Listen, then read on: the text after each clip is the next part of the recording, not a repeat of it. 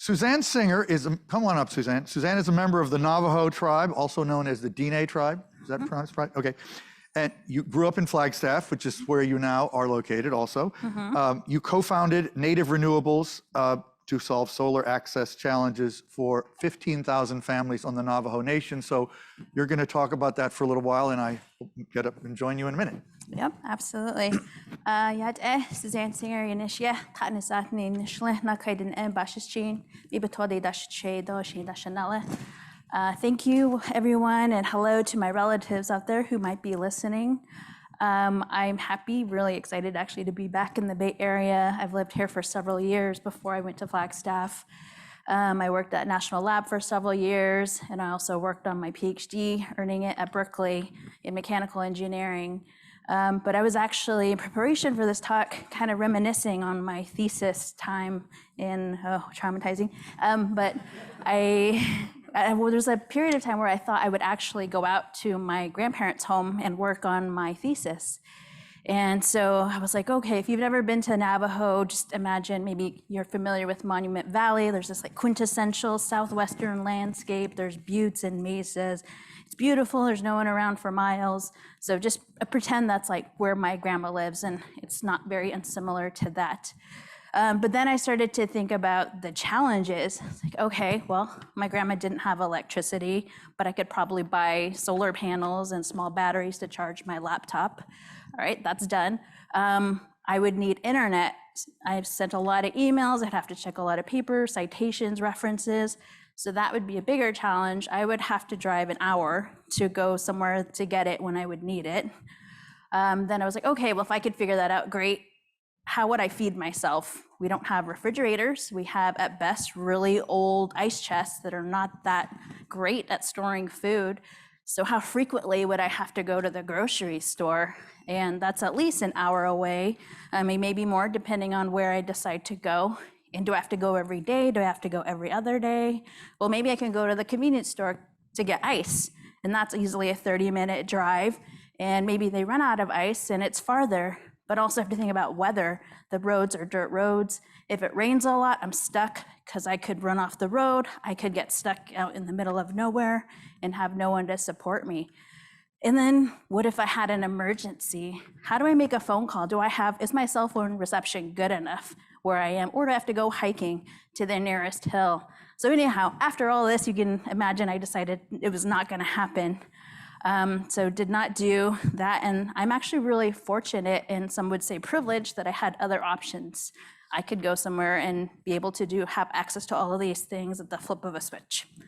But there's still tens of thousands, probably more, 16,000, maybe even more families within Navajo and Hopi and other indigenous communities who don't have this luxury. They have to make these choices every single day of their lives. And it's really unfortunate. Like if you have children, pandemic hits, how do your kids go to school if you don't have internet? If you have elders that need refrigeration for medicine, how do you support them if you don't have this infrastructure? And so a lot of this frustration around supporting our communities is the reason that Native Renewables was founded in 2016. The other co-founder and I, one day we were like, we need to figure this out. This is not getting solved fast enough. So that's how Native Renewables formed. I think our mission is to empower indigenous communities, help them achieve energy independence, and also be able to provide affordable access to off-grid power. In our case, Southwest has really amazing solar resources, so that's off-grid solar with battery storage. But we needed more than that to be able to create long-term solutions. So we hired some amazing people, all Native. Our organization is all Navajo and Hopi employed. We have decades of solar experience. We have electricians, installers, engineers, scientists.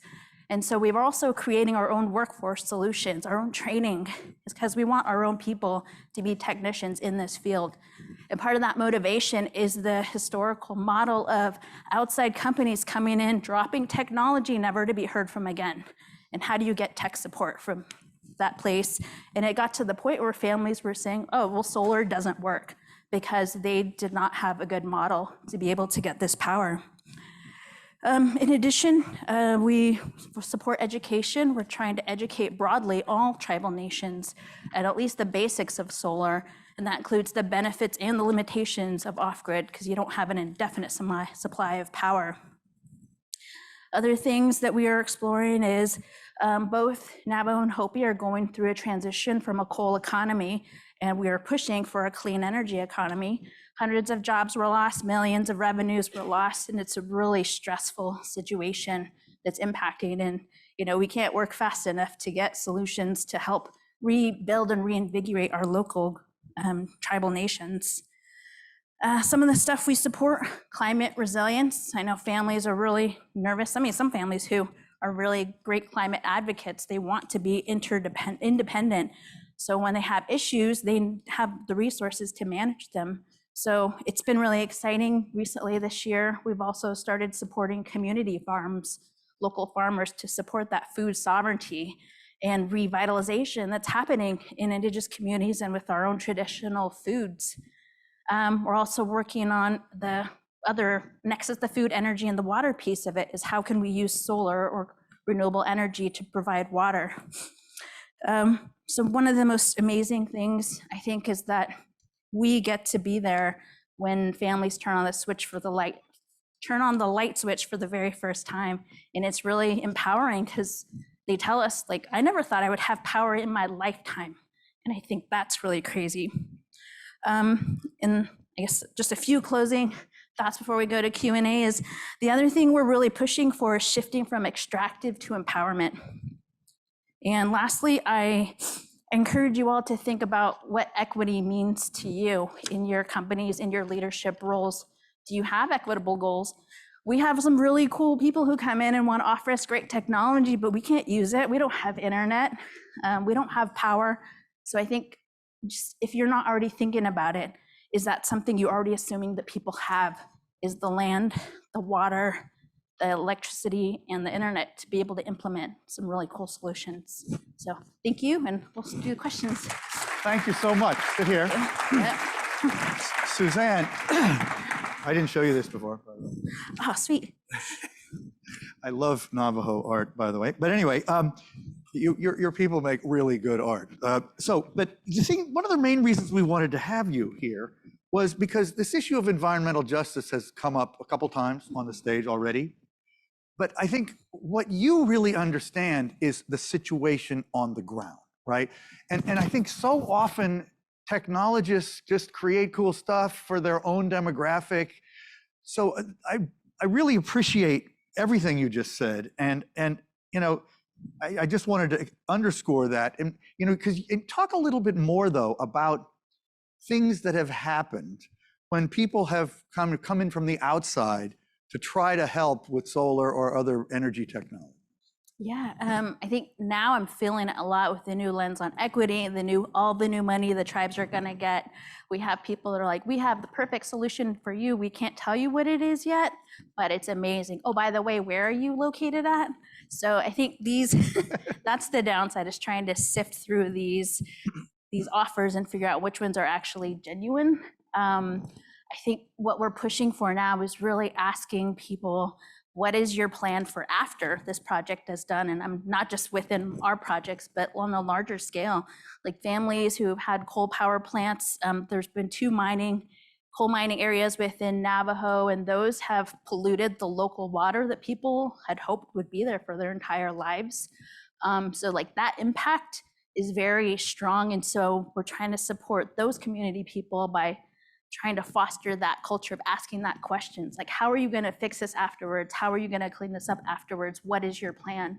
And can you train the local people to do it themselves? I think that's the other big thing, is I'm kind of tired of like, hey, we're coming and doing it for you without any thought to, we should probably have a local tech in the field. Maybe we can hire one of those people for a career opportunity that they want to be more than solar panel day laborers. They actually want a job that's more technically, I can't think of the right word now, a little more challenging. Yeah, you told me some great stories. Caitlin and I talked to you on the phone. You were talking about, you got to have batteries that can handle a BB gun shot at it, because that's what the kids were doing, right? And no, that's not the kind of thing that Tesla thinks about when they're designing a Powerwall, right? And also, just to mention Tesla Powerwall, you got to have internet to basically even use that stuff. And a lot of people you work with don't have internet. So I just think it's really important to contextualize this. And we are going to have a session later today entirely on environmental justice. But maybe the last question I'd love to ask you is there any kind of technology that you know you do need that you don't have? Oh boy, I would love internet. I know there's some testing of satellite internet for communities, but I think that's a big source for business owners. I don't know if I said this already. I know a business owner who spent 3 days trying to upload an attachment and email it out for a competition. And they have decided since to move off the reservation, which is not what they want to do. But I think that is really important. Energy, the batteries, I think, are really critical to our systems.